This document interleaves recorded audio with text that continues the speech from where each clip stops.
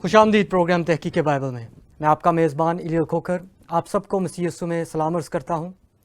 पिछले एपिसोड में मैंने आपको इस प्रोग्राम का मुख्तसर तारीफ़ करवाया ताकि आप सबको पता हो कि हम किन मौज़ूआत पर इस प्रोग्राम में बात करेंगे और किन सवालात के हम जवाब देंगे और किस पर हम तहकीक करेंगे। उन मौज़ूआत में जिनको मैंने पिछले एपिसोड में आपको बताया उनमें से एक था बाइबल पर एतबार। तो आज हम इस मौजू को लेकर आगे चलेंगे। बाइबल के एतबार पर बात करने से पहले हमें ये जानना ज़रूरी है कि बाइबल क्या है। बाइबल 66 किताबों का मजमूआ है, क्योंकि ये जो लफ्ज़ बाइबल है इसका मतलब ही लाइब्रेरी है। ये एक लातीनी लफ्ज़ बिबलिया से निकला है जिसका मतलब है लाइब्रेरी। तो बाइबल एक किताब नहीं बल्कि 66 किताबों का मजमूआ है। तो ये फ़ैसला करने के लिए कि बाइबल एतबार के लायक है या नहीं, हमें पहले इस बात को जानना है कि एक किताब क्या है, क्या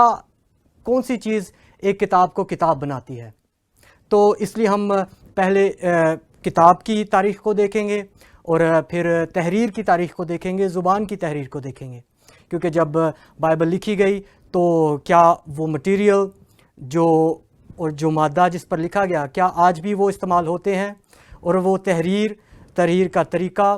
क्योंकि मटीरियल के वजह से जो तहरीर है वो भी बदलती है। उसके बारे में मैं आपको आज के दिन उसकी गहराई में आपको बताऊंगा कि क्यों मटीरियल की वजह से तहरीर में भी तब्दीली आती है। और क्योंकि ज़ुबानें नई पैदा होती हैं और नूह के सलाब के बाद, जब बाबल के बुर्ज के बाद ज़ुबानें नई पैदा हुई, ज़ुबानें बढ़ी, तो इसलिए तर्जमे का जो अमल है वो ईजाद हुआ। तो किस तरीके से एक ज़ुबान से दूसरी ज़ुबान में तर्जमा किया गया। मगर इन तमाम मौज़ूआत पर बात करने से पहले मैं पहले किताब की जो पैदाइश है उसकी तरफ जाना चाहता हूँ। मैं आपसे एक सवाल करना चाहता हूँ। जब मैं लफ्ज़ किताब इस्तेमाल करता हूँ तो कौन सी तस्वीर आपके दिमाग में आती है? क्या ये तस्वीर आपके दिमाग में आती है या ये? अब इस सवाल का जवाब देने के लिए कि एक किताब क्या है, कौन सी चीज़ एक किताब को किताब बनाती है, इसके लिए हमें जो किताब के बुनियादी अज्जा हैं उनकी तरफ जाना पड़ेगा। क्या जो वर्क़े हैं और स्याही है वो मिलकर एक किताब को किताब बनाती है, या वो कौन सी चीज़ है? इसलिए हमें जो वर्क़े हैं, स्याही है, ये जो बुनियादी अज्जा हैं उनको पहले जानना ज़रूरी है। तो हम अपनी इस तहकीक का आगाज़ करते हैं जो उस मटीरियल से जिससे तहरीर का, लिखाई का आगाज़ हुआ। माहिरीन के मुताबिक सबसे पहला मटीरियल या मादा जो लिखाई के लिए इस्तेमाल होता था वो था पत्थर। पत्थर पर एक हथौड़ी और छैनी के साथ मार कर उसको तराश कर लिखा जाता था। मगर उस छैनी की जो शेप है और हथौड़ी की वजह से आप को इतनी आज़ादी नहीं है कि आप मिसाल के तौर पर जैसे उर्दू की तहरीर है वो बहुत ख़ूबसूरती के साथ और वो तीखी नहीं है जैसे कि अंग्रेज़ी की तहरीर है। तो पत्थर के ऊपर आप जो अंग्रेज़ी है उसकी तहरीर आसानी से लिख सकते हैं बनिस्बत इसके कि आप उर्दू लिखें। तो उस मटीरियल की वजह से, उन औज़ारों की वजह से तहरीर की शक्ल भी बदलती है, और इसलिए जो पत्थर पर लिखी हुई जो तहरीर है उसकी शक्ल ज़्यादातर नोकीली होती है, वो लाइनें होती हैं। और उसके बाद पत्थर के बाद जो है दूसरा मटीरियल इस्तेमाल में आया वो था मिट्टी। गीली मिट्टी को लिया जाता था और उसको जो एक सरकंडा होता है उसकी नोक के साथ दबाकर उसमें निशान लगाए जाते थे, और जब तमाम मालूमात उस मिट्टी पर लिख ली जाती थी तो उस पीस को, उस जो टैबलेट है उसको टैबलेट कहते हैं, उसको सुखा लिया जाता था ताकि जो कुछ उसके अंदर दबाया गया है, जो कुछ लिखा गया है वो महफूज हो जाए। और जो मिट्टी की टैबलेट है, जो मिट्टी की तख्ती है, वो पत्थर की जो टैबलेट है उस तख्ती से इस नज़रिए से बेहतर है कि मिट्टी पर लिखना आसान है और उसको फिर सुखाना और वो ऐसे महफूज रहेगी। मगर पत्थर का ये फ़ायदा होता है कि पत्थर اس کے جو سخت مادہ ہے اس کی وجہ سے جو تحریر پتھر پر لکھی جاتی ہے وہ زیادہ دیر تک محفوظ رہتی ہے، اس کی جو عمر ہے وہ زیادہ ہے۔ مگر یہ ہے کہ پتھر پر لکھنا مشکل ہے، اس کے لیے آپ کو چھینی اور ہتھوڑی کی ضرورت ہے، اور وہ زیادہ محنت کا کام ہے اس بنسبت کہ اس کو ایک گیلی مٹی پر لکھا جائے دبا کر اور تحریر کو لکھا جائے۔ اور میں کچھ آپ کو تصویریں دکھانا چاہتا ہوں جس سے آپ کو اندازہ ہو کہ پتھر اور جو مٹی ہے وہ کتنی زیادہ استعمال ہوتی تھی، اور بہت سے جو معلومات ہے وہ آج کے دن بھی ہمارے پاس ان تختیوں پر موجود ہیں جو پتھر پر لکھی گئیں، وہ معلومات جو پتھر پر لکھی گئی، وہ تختیاں اور جو مٹی پر معلومات لکھی گئی ہے وہ سب ہمارے پاس آج موجود ہیں۔ میں یہ تصویریں آپ کے ساتھ شیئر کرنا چاہتا ہوں تاکہ آپ کو اندازہ ہو کہ وہ جو معلومات پتھر پر اور مٹی کی تختیوں پر لکھی جاتی تھی وہ کیسی دکھائی دیتی تھی۔ اس تصویر پر آپ دیکھ سکتے ہیں کہ یہ نوکیلی اور لائنوں والی تحریر اس پر لکھی گئی ہے، اور یہ ایک خط ہے، جیسے اپنی بیوی کو خط بھیجنا یا اپنے گھر والوں کو خط بھیجنا، یہ ویسا ایک خط ہے۔ اور اسی طریقے سے اور بھی بہت سے خطوط موجود ہیں، جیسے کہ ایک گورنمنٹ آفیشل جو خط ہوتا ہے وہ بھی ایسے پتھروں پر لکھے جاتے تھے۔ اور اس کے ساتھ ساتھ جیسے یہ ایک تصویر ہے، اس پر آپ دیکھ سکتے ہیں یہ ایک اصل میں ایک ٹوٹکے کی تصویر ہے، جیسے کہ اگر آپ کو بخار ہو جائے تو آپ کیا کر سکتے ہیں اور کون سے جو پودے ہیں وہ آپ کو ہیل کر سکتے ہیں، آپ کو تندرست کر سکتے ہیں۔ تو ایسی باتیں بھی پتھروں پر موجود ہیں۔ اور آگے جو اگلی تصویریں ہیں ان کو میں ایک بریک کے بعد آپ کو دکھاؤں گا اور ان کو ایکسپلین کروں گا کہ کس طریقے سے وہ تمام معلومات مٹی کی اور پتھر کی جو ٹیبلٹس ہیں ان میں سیو کیا جاتا تھا۔ ملتے ہیں چھوٹی سی بریک کے بعد۔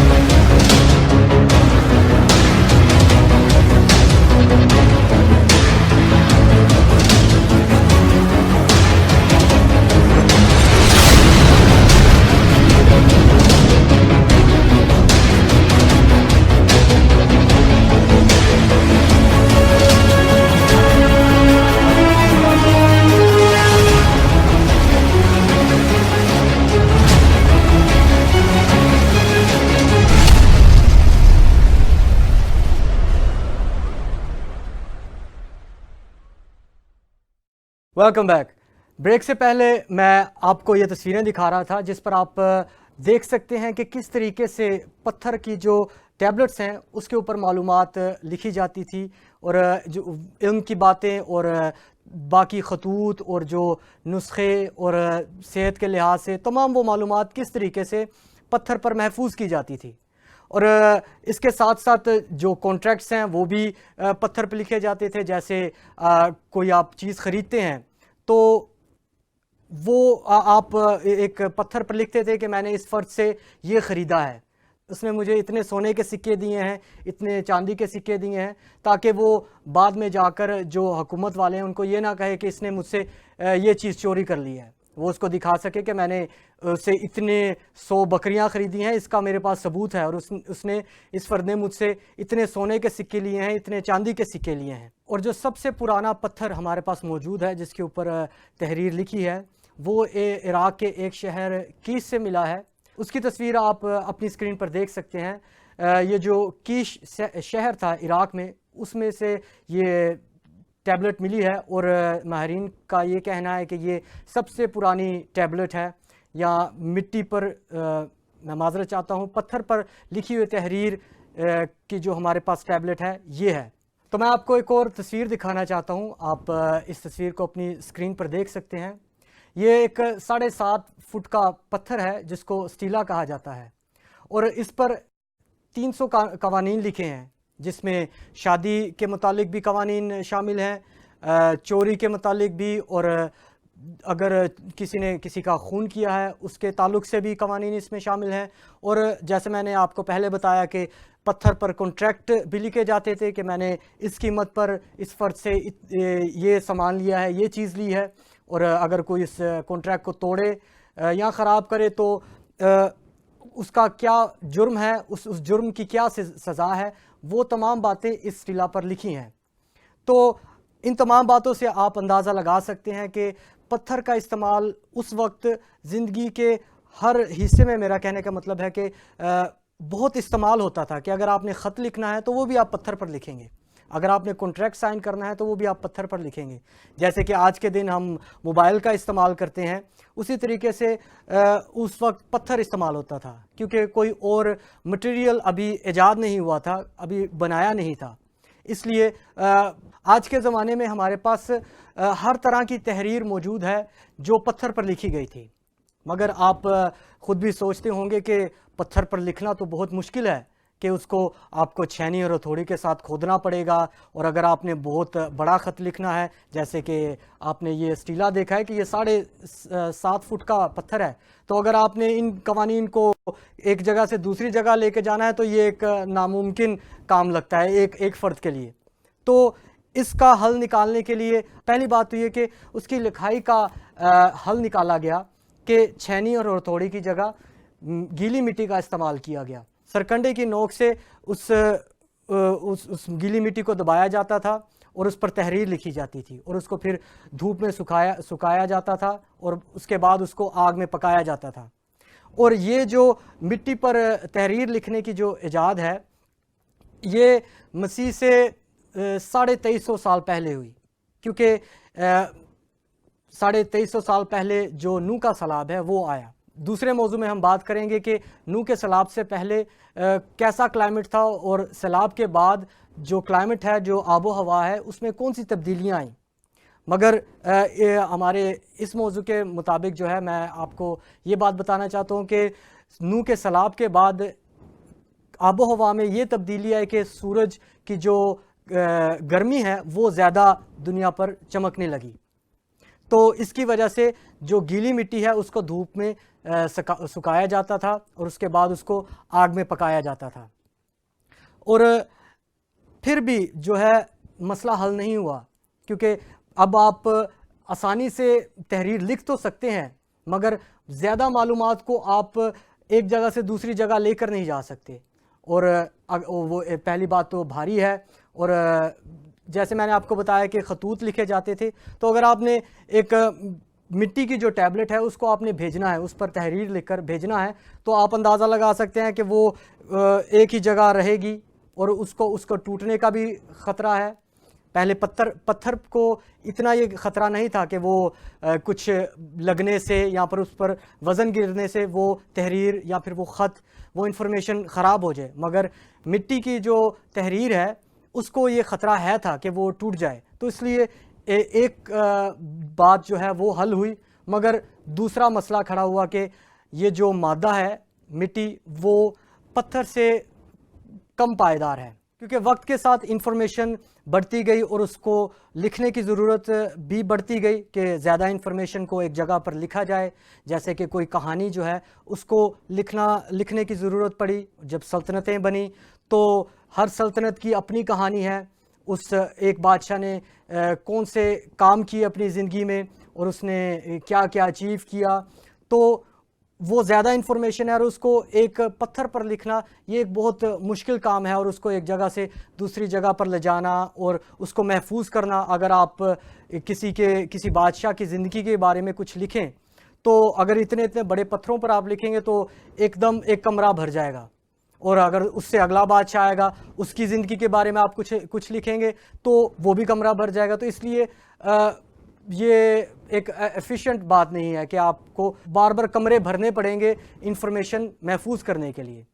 اور دوسری بات کہ وزن زیادہ ہے۔ تو اس بات کا حل نکالا گیا کہ انفارمیشن کو ایک ایسی جگہ پر سیو کیا جائے، ایک ایسے مٹیریل پر سیو کیا جائے جس کے اوپر آپ زیادہ انفارمیشن لکھ سکتے ہیں، اور اس کو سیو کرنے میں بھی آپ کو کمروں کی ضرورت نہ پڑے، بلکہ آپ اس کو ایک چھوٹی جگہ پر بھی محفوظ کر سکتے ہیں اور اس کو ایک جگہ سے دوسری جگہ ٹرانسپورٹ بھی کر سکتے ہیں۔ اور وہ مٹیریل کیا ہے اس کے بارے میں ہم بریک کے بعد آپ کے ساتھ بات کریں گے، تو ملتے ہیں ایک چھوٹے سے بریک کے بعد۔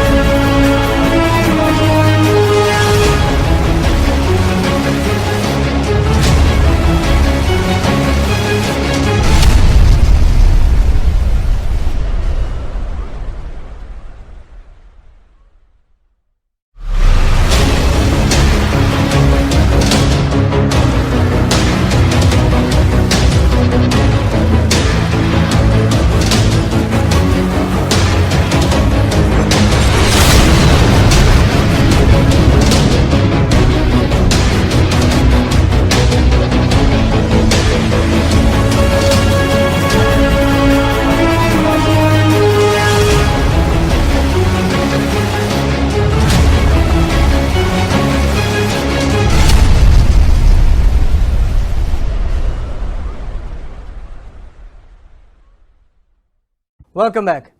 بریک سے پہلے میں آپ کو بتا رہا تھا کہ کون سی ایسی چیز ہے، کون سا ایسا مٹیریل ایجاد کیا گیا جس کے ساتھ معلومات کو ٹرانسپورٹ کرنا اور اس کو سیو کرنے میں آسانی پیدا ہوئی۔ اس مٹیریل کا آپ جانتے ہوں گے، آپ نے بہت سنا ہوگا، اس مٹیریل کا نام ہے پپائرس۔ پپائرس اصل میں ایک سرکنڈے کی طرح کا پودا ہوتا ہے جو نیل کے کنارے پر اگتا ہے۔ یہ تقریباً 16 فٹ اونچا پودا ہوتا ہے۔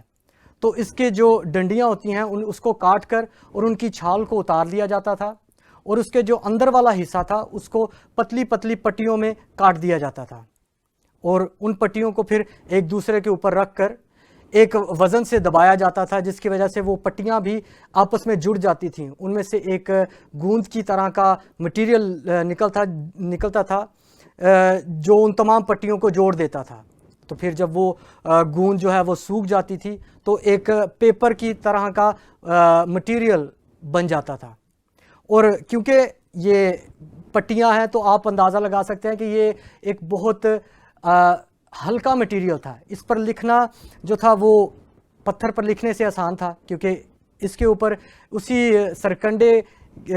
کو سکھا کر اس کے اندر سیاہی بھری جاتی تھی، مطلب ڈبو کر اس پر لکھا جاتا تھا، تو لکھنے میں بھی آسانی پیدا ہوئی، اور وہ جو مٹیریل ہے وہ بھی آپ ایک جگہ سے دوسری جگہ آسانی سے لے کے جا سکتے ہیں۔ یہ جو پپائرس لفظ ہے یہ ایک مصری لفظ ہے۔ پپائرس مصری زبان میں سے نکلا ہے۔ پپائرس کا مطلب ہے، اصل میں اس کا تلفظ جو ہے وہ ہے پاپیرا، یہ مصری ایک لفظ ہے، اور اس کا مطلب ہے وہ جو بادشاہ کی ملکیت ہو۔ تو یہ جو پپائرس تھا اس کو بنانے کا جو علم ہے یہ مصر سے باہر نہیں نکل سکتا تھا، کیونکہ مصر جو تھا وہ اس پیپر کو، اس پپائرس کو دوسرے ممالک میں بیچتا تھا اور اس سے کمائی کرتا تھا، کیونکہ دوسرے لوگ بھی اس مٹیریل کو چاہتے تھے کہ ہم بھی آسانی سے ایک مٹیریل پر لکھیں جو ہلکا ہو اور جس کے اوپر ہم بہت کچھ لکھ سکیں، کیونکہ میں نے جیسے بتایا کہ یہ جو پپائرس کا پودا ہوتا ہے یہ 16 فٹ کا ہوتا ہے، تو جب وہ جو اسکرول ہوتا تھا وہ بھی اس کی لمبائی کے مطابق ہوتا تھا، تو اس پر آپ بہت کچھ لکھ سکتے ہیں، اور وہ ہلکا بھی ہے۔ تو دوسرے جو ممالک تھے، دوسری سلطنتیں جو تھی وہ اس مٹیریل کو چاہتی تھیں، مگر وہ، اور ظاہر ہے ایک دنا سربراہ ہوتے ہوئے اور ایک دنا حکومت ہوتے ہوئے مصر کی حکومت نے اس بات کو منع کیا کہ نہ اس کو بنانے والا مصر سے باہر نکل سکتا ہے اور نہ اس کو بنانے کی جو انفارمیشن ہے وہ باہر جا سکتی ہے۔ اور جب پپائرس بنتا تھا تو اس کو سکھاتے وقت اس کو رول کر دیا جاتا تھا، کیونکہ یہ جب سوکھتا تھا تو یہ خستہ ہو جاتا تھا، یہ کرکرا ہو جاتا تھا، تو اگر آپ اس کو دباؤ گے تو وہ ٹوٹ جائے گا، جیسے رس ہوتے ہیں، تو اس لیے اس کو رول کیا جاتا تھا تاکہ یہ محفوظ رہے۔ تو جب اس کو لکھا جاتا تھا تو وہ رول آؤٹ کر دیا جائے گا، جیسے آپ اس تصویر پر دیکھ سکتے ہیں، اور اس کو رول کیا جاتا تھا اور اس پر لکھا جاتا تھا، اور دوسرے حصے کو بھی پھر کھولا جاتا تھا، رول اس پر لکھا جاتا تھا، اور مگر اس کو ایک کتابی شکل میں، جیسے آج کے دن ہمارے پاس پیپر موجود ہے، اس طریقے سے اس کو کاٹ کر نہیں رکھا جاتا تھا، بلکہ رول کیا جاتا تھا، اور اس سے پھر تومار کا آغاز ہوا کہ اس کو رول کیا جائے اور اس کو ایک لکڑی یا دو لکڑیوں کے درمیان اس کو فولڈ کیا جائے، جس کے ساتھ وہ جو پپائرس ہے وہ سیو رہتا ہے۔ جو پپائرس ہے وہ بہت سی نظریات سے جو مٹی ہے اور جو پتھر کی جو ٹیبلٹس ہیں اس سے بہتر تھا، اور اس لیے اس کا استعمال جو پتھر اور مٹی سے بہت آگے بڑھ گیا۔ مگر کیونکہ جو پپائرس جو تھا وہ صرف مصر میں بنتا تھا اور وہ بہت مہنگا تھا، اس لیے جو لوگ اس کو نہیں خریدنا چاہتے تھے، وہ سلطنتیں جو اس کو نہیں خریدنا چاہتے تھے اور خود ایک ایسا مٹیریل بنانا چاہتے تھے جس پر وہ لکھیں، انہوں نے خود مٹیریل ایجاد کیے اور اس کو بنایا۔ اور وہ کون سا مٹیریل تھا اس کے بارے میں ہم اگلے ایپیسوڈ میں آپ سے بات کریں گے، تاکہ ہم اس کی گہرائی میں جائیں کہ پپائرس سے ہم اس دوسرے مٹیریل کی طرف کیسے آئے، اور وہ مٹیریل کیا تھا، اس کے بنانے کا جو پروسیجر ہے وہ کیا تھا، اور اس کے کیا فائدے تھے، کیا نقصانات تھے، اس کے بارے میں ہم اگلے ایپیسوڈ میں آپ سے بات کریں گے۔ تو اس تمام انفارمیشن کو آپ کے ساتھ شیئر کرنے کا یہ مقصد ہے تاکہ آپ کو اندازہ ہو کہ پیپر یا کتاب کس پروسیس سے گزری ہیں، اور آج کے دن جو بائبل ہم پڑھتے ہیں، ہم شاید سوچے بغیر بائبل کو پڑھتے ہیں، اور صفحے ہم جب پلٹتے ہیں تو ہم سوچتے ہیں یہ ایک ہمیشہ ہی اس صورت میں، اس شکل میں رہا ہے۔ تو اس انفارمیشن کو سننے کے بعد آپ کو یہ بات اس بات کا اندازہ آپ کو ہوا ہوگا کہ وہ مٹیریل کس پروسیس سے گزرے ہیں جو آخر کار ایک کتابی شکل میں آئی، اور آخر کار بائبل اس شکل میں لکھی گئی، اور ہمارے پاس آج کے دن بائبل موجود ہے اور ہم اس کو آسانی سے پڑھ سکتے ہیں۔ تو اس لیے آپ اس کو بڑے دھیان سے دیکھیے گا، اور تمام انفارمیشن جو آپ کو بتائی جاتی ہے اس پر آپ خود تحقیق کر سکتے ہیں، اور ہمارے ٹی وی کے تمام جو ڈیٹیلز ہیں آپ اسکرین پر دیکھ سکتے ہیں، اور اگلے ایپیسوڈ میں آپ کو پھر ملتے ہیں۔ خدا حافظ۔